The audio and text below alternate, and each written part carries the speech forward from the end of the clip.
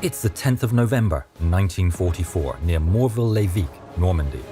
The 761st Tank Battalion of the US Army is about to face serious action against a reinforced German division. The 761st have had to fight prejudice before they had even engaged the Germans, as they are composed entirely of black American soldiers and NCOs, commanded by white officers. Some army commanders expect them to flee at the first engagement, but the 761st are about to prove their worth. We'd like to thank the World of Tanks for sponsoring today's video. World of Tanks have been great supporters of the channel, and you can help us continue to produce films like these by clicking on the World of Tanks link below and registering.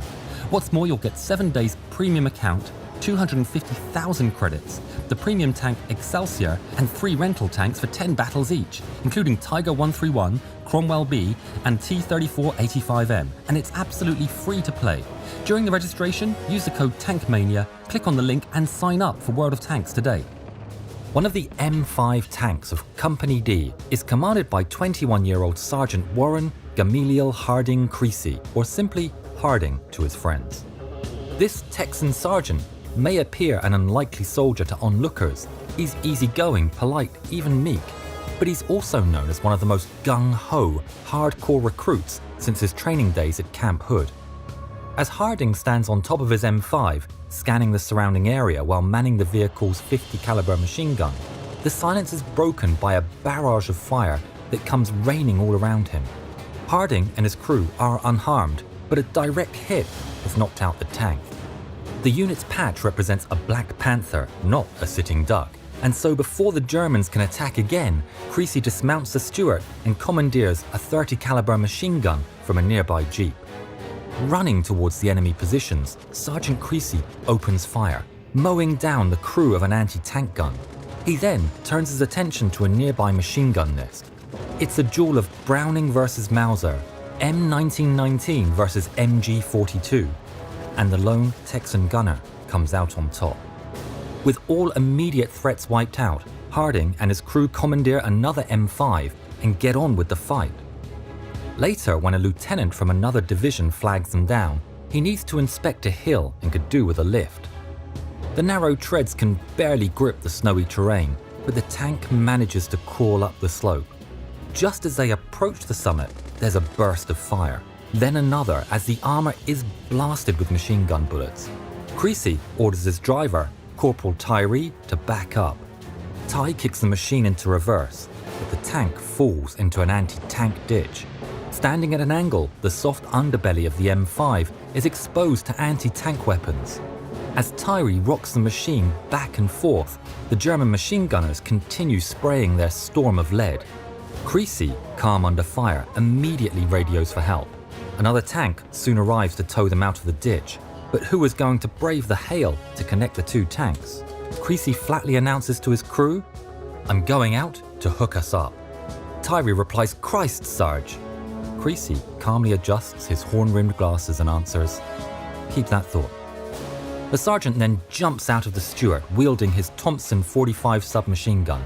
He empties an entire magazine towards the enemy to keep their heads low, then hooks up a cable between the two tanks. Ignoring the German bullets whizzing past, he waits for the second tank to pull his M5 out of the ditch, unhooks the cable, then jumps back inside. As his crew look at him in disbelief, Creasy offers his views on the German gunner. "That boy can't shoot shit. His sergeant ought to ship him back for retraining."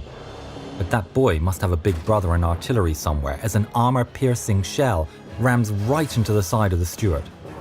The suspension is damaged. One track is completely lost.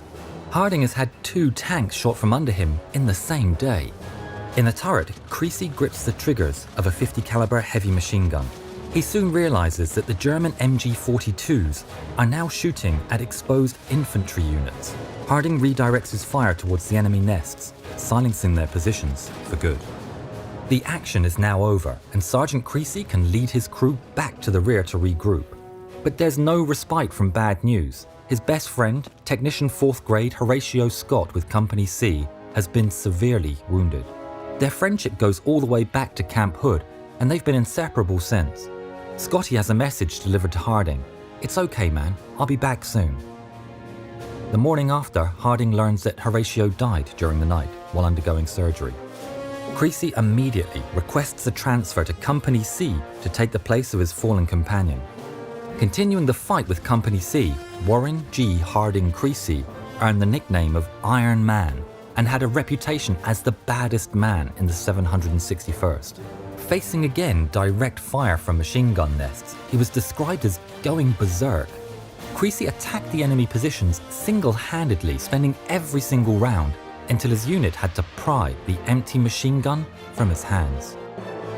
The 761st Battalion, the Black Panthers, distinguished themselves by fighting continuously for 183 days until the 6th of May 1945. Their Iron Man, Creasy, was nominated for a Medal of Honor, but was awarded the Silver Star instead. He was at the forefront of every attack during the 761st's 183 days of constant combat. The more fire he drew upon himself, the harder he fought. If you haven't yet, please subscribe to the channel and please watch more videos of ours. Thank you.